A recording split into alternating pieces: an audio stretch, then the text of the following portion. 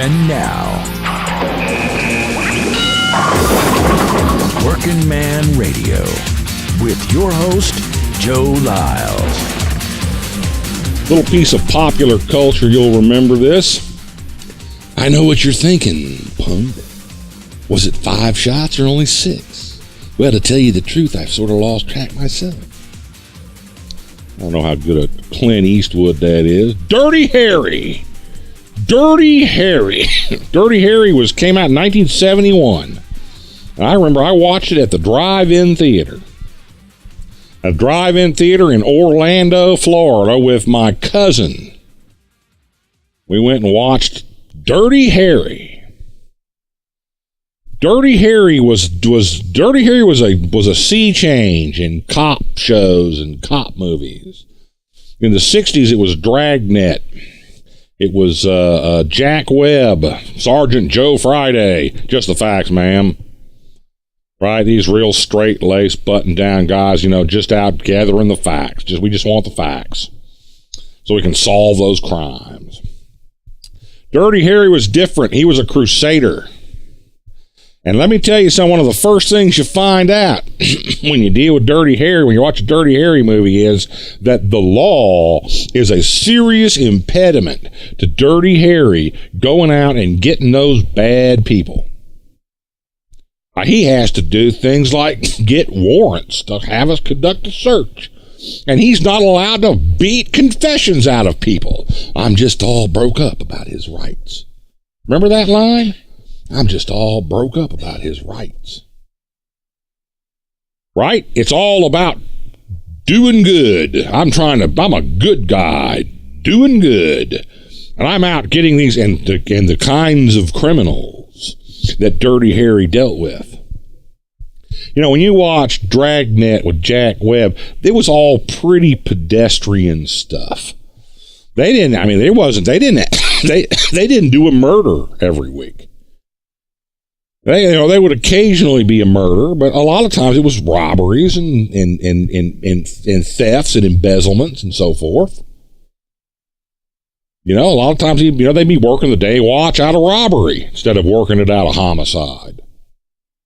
It wasn't a murder a week, and when they found a killer, it was usually a pretty pedestrian kind of love triangle, jealousy, stealing the dude, trying to steal the dude's money, this kind of thing. The criminals were lower class, real-looking criminals because Jack Webb based it on real stuff. Not Dirty Harry. They were psychopathic monsters from hell. And that has been the model. Dirty Harry is the model for every cop show hero since. You watch a cop show, you're just watching another Dirty Harry. Every cop show is another Dirty Harry. A crusader out, and the law keeps getting in his way. Those bureaucrats keep getting in his way. Why do I have to piffle around with all these rules when I'm out trying to stop these monsters from the pit of hell? Monsters from the pit of hell that don't really exist very much. Man, there are some monstrous people, but not as many as they show you on TV. That's part of the police. That's part of the propaganda effort, people. That's the propaganda that you are exposed to. You believe that the world is filled with inhuman monsters from hell, that most people are inhuman monsters from hell, that are out there everywhere. They live right next door to you. They live across the street. Be afraid. And hope that Dirty Harry is on the case. Hope he's on duty trampling on people's rights to make you safe. You want to know why you live in a police? That's why you live in a police state. Let's take that model. Let's take that. This is the public consciousness. This is a TV facts we're talking about. This is the reality that's on television, which is to say it's the reality that everybody believes is true. It's the reality that people that walk into the voting booth and pull the lever. And you add to that, some genuine monsters. right? Some people want to try to talk about how Osama bin Laden. There are some people talk about how Osama bin Laden, well, maybe we can understand because of what? Because of what? Osama bin Laden was worth $300 million. He had a personal net worth of $300 million. Osama bin Laden could do anything he wanted to do. He could live anywhere. He could build. He could fund any business. He could start any kind of business. He could get into any enterprise he wanted to. He could go anywhere, do anything, be anything. He could do nothing if that's what he wanted to do. He could get him. He could have lived like he lived in Abbottabad, in his compound in Abbottabad. He could have lived in Abbottabad in his compound with his 2 or 3 wives, or whatever it is he had there. He could have done that and not been hunted by the Central Intelligence Agency in the United States government. And he could have lived like that and watched his porn videos in his dirty bedroom and not have to work or not have to hit a lick at a snake because he was worth $300 million. I don't feel sorry for Osama bin Laden at all.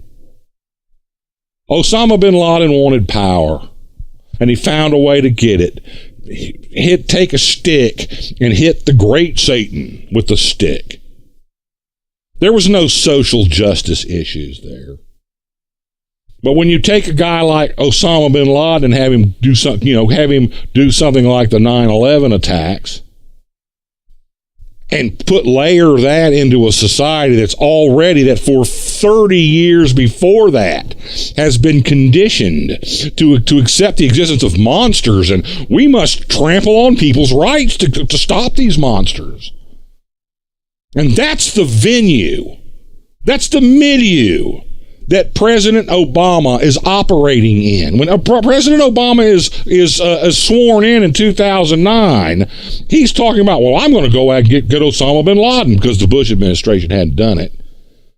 Some suggest because Osama bin Laden was just too good an enemy to go out and capture.